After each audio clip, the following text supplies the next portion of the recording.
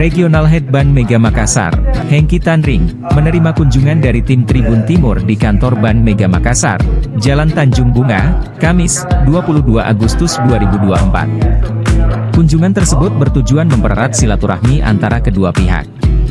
Tim Tribun Timur yang hadir dalam kunjungan tersebut antara lain pemimpin redaksi Tamzil Tahir, Advertising Manager Dedi Pakiding, Redaktur Ekonomi dan Bisnis Ina Maharani, serta tim bisnis Aven.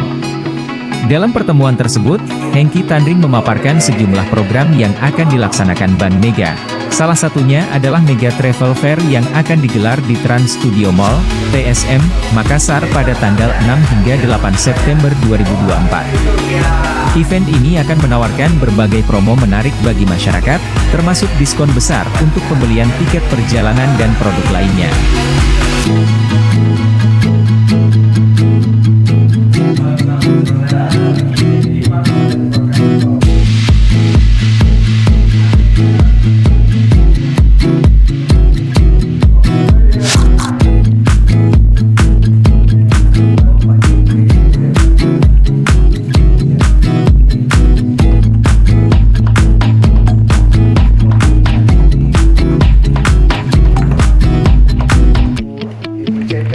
Bersama tim Uno, ada bukunya juga Pak.